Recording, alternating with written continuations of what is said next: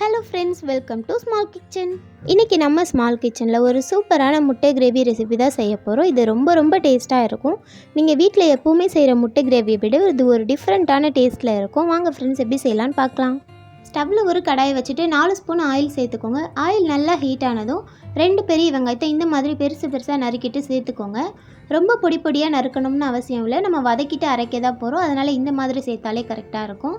ஒரு 2 நிமிஷத்துக்கு வதக்கிக்கோங்க. கொஞ்சம் கலர் சேஞ்ச் ஆனதும் 10 பல் அளவுக்கு பூண்டு, ஒரு சின்ன துண்டு இஞ்சியை தோல் நீக்கிட்டு சேர்த்துக்கோங்க. சேர்த்துட்டு கொஞ்சம் வதங்கினதும் 2 நார்மல் சைஸ் தக்காளியை நறுக்கிட்டு சேர்த்துக்கோங்க.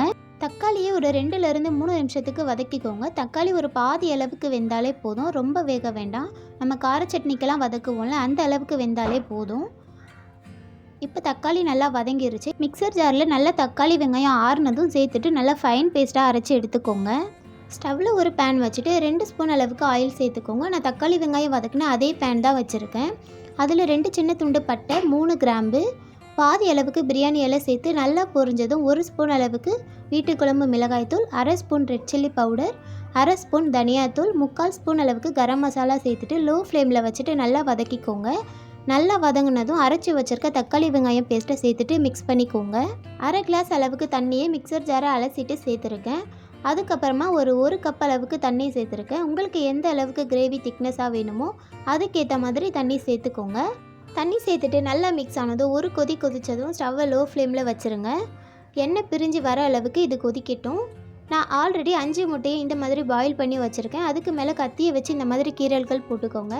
உங்களுக்கு எத்தனை முட்டை வேணுமோ அத்தனை முட்டை எடுத்துக்கோங்க. அதுக்கு மேலே 1/2 ஸ்பூன் அளவுக்கு ரெட் சில்லி பவுடர், 1/4 ஸ்பூன் அளவுக்கு மஞ்சள் தூள் சேர்த்துட்டு இந்த மாதிரி மிக்ஸ் பண்ணிக்கோங்க. மிளகாய்த்தூள்லாம் நல்லா முட்டையில் மிக்ஸ் ஆனதும் ஸ்டவ்வில் ஒரு பேன் வச்சுட்டு 1 ஸ்பூன் ஆயில் சேர்த்துட்டு ஆயில் நல்லா ஹீட் ஆனதும் இந்த மாதிரி மிளகாய்த்தூளில் மிக்ஸ் பண்ணி வச்சுருக்க முட்டை எல்லாத்தையும் சேர்த்துட்டு ஒரு 2 நிமிஷத்துக்கு ஃப்ரை பண்ணி எடுத்துக்கோங்க. ஃப்ரை பண்ண முட்டையை இப்போ நம்ம கிரேவியில் சேர்க்க போகிறோம். கிரேவி நல்லா எண்ணெய் பிரிஞ்சு கொதிச்சிருச்சு. அதில் இப்போ இந்த முட்டையை சேர்த்துடலாம். இந்த அளவுக்கு உங்களுக்கு திக்னஸ் வேண்டானா கொஞ்சம் தண்ணி கூட சேர்த்து நீங்கள் கொதிக்க வச்சுக்கலாம். நான் ஒரு 1/4 கிளாஸ் அளவுக்கு தண்ணி சேர்த்துருக்கேன். தேவையான அளவு உப்பு சேர்த்துக்கோங்க. நான் உப்பு சேர்த்துருந்த கிளிப்பிங் மிஸ் ஆயிடுச்சு, சாரி ஃப்ரெண்ட்ஸ். லாஸ்ட்டாக மேலே கொத்தமல்லி இலை தூவி நல்லா எண்ணெய் பிரிஞ்சு வர அளவுக்கு கொதிக்க வச்சுட்டு ஸ்டவ்வை ஆஃப் பண்ணிவிடுங்க. அவ்வளோதான் ஃப்ரெண்ட்ஸ், சூப்பரான முட்டை கிரேவி ரெடி ஆகிடுச்சு. இது சாதம், சப்பாத்தி, இட்லி, தோசை இது கூடலாம் வச்சு சாப்பிட்றதுக்கு ரொம்ப டேஸ்ட்டாக இருக்கும். இந்த ரெசிபியை நீங்களும் செஞ்சு பாருங்கள். டேஸ்ட் எப்படி இருந்துச்சுன்னு கமெண்ட்டில் ஷேர் பண்ணிக்கோங்க ஃப்ரெண்ட்ஸ். இந்த ரெசிபி உங்களுக்கு பிடிச்சிருந்தா மறக்காமல் நம்ம சேனலை சப்ஸ்கிரைப் பண்ணி சப்போர்ட் பண்ணிக்கோங்க ஃப்ரெண்ட்ஸ். பாய்.